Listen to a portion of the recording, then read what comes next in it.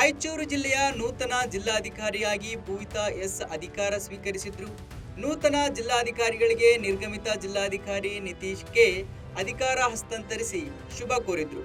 ನೂತನ ಅಧಿಕಾರಿಯಾಗಿ ಅಧಿಕಾರ ಸ್ವೀಕರಿಸಿದ ನಂತರ ಮಾಧ್ಯಮ ಪ್ರತಿನಿಧಿಗಳೊಂದಿಗೆ ಮಾತನಾಡಿದ ಪೂವಿತಾ ಎಸ್, ಐತಿಹಾಸಿಕ ರಾಯಚೂರು ಜಿಲ್ಲೆಗೆ ಜಿಲ್ಲಾಧಿಕಾರಿಯಾಗಿ ಬಂದಿರುವುದಕ್ಕೆ ನನಗೆ ತುಂಬಾ ಹೆಮ್ಮೆಯಾಗಿದ್ದು, ಜಿಲ್ಲೆಯ ಜ್ವಲಂತ ಸಮಸ್ಯೆಗಳಿಗೆ ಮೊದಲ ಆದ್ಯತೆ ನೀಡುವುದರ ಜೊತೆಗೆ ಇಂದಿನ ಜಿಲ್ಲಾಧಿಕಾರಿಗಳ ಕೆಲಸವನ್ನು ಮುಂದುವರಿಸುತ್ತೇನೆ.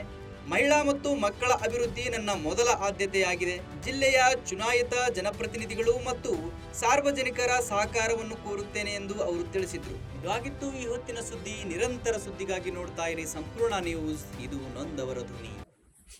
ರಾಯಚೂರು ಅಂತ ಒಂದು ಐತಿಹಾಸಿಕ ಜಿಲ್ಲೆಗೆ ಜಿಲ್ಲಾಧಿಕಾರಿಯಾಗಿ ಬಂದಿರುವುದು ನನಗೆ ತುಂಬ ಗೌರವ ಹಾಗೂ ಸಂತೋಷ ಹಾಗೂ ಹೆಮ್ಮೆನೂ ಕೂಡ ಆಗ್ತಾ ಇದೆ.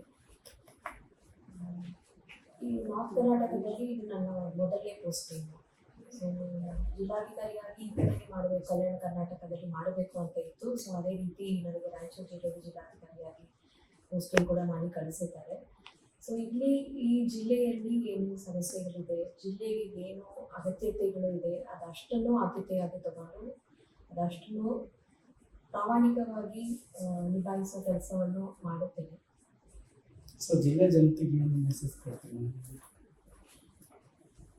ತಮಗೆ ಏನೇ ಸಮಸ್ಯೆಗಳಿದ್ರೂ ಜಿಲ್ಲಾಡಳಿತಕ್ಕೆ ತಿಳಿಸಿ, ನಾವು ಸರ್ಕಾರದಿಂದ ತಮಗೆ ತಮ್ಮ ಸಮಸ್ಯೆಗಳನ್ನು ಬಗೆಹರಿಸಿ ಮಟ್ಟಿಗೆ ಈ ಜಿಲ್ಲೆಯ ಅಭಿವೃದ್ಧಿಗೆ ಏನೇನು ಮಾಡಬೇಕು ಅದಷ್ಟನ್ನು ಕೂಡ ನನ್ನ ಜೊತೆ ನಾನು ಜಿಲ್ಲಾಡಳಿತ ಹಾಗೂ ಜಿಲ್ಲೆಯ ಎಲ್ಲ ಅಧಿಕಾರಿಗಳು ಸೇರಿ ಮಾಡುತ್ತೇವೆ ಎಂದು ನಾನು ನಿಮ್ಮೆಲ್ಲರಿಗೂ ಕೂಡ ಆಶ್ವಾಸನೆಯನ್ನು ನೀಡುತ್ತೇನೆ. ಸಂಪೂರ್ಣ ನ್ಯೂಸ್, ಇದು ನೊಂದವರ ಧ್ವನಿ.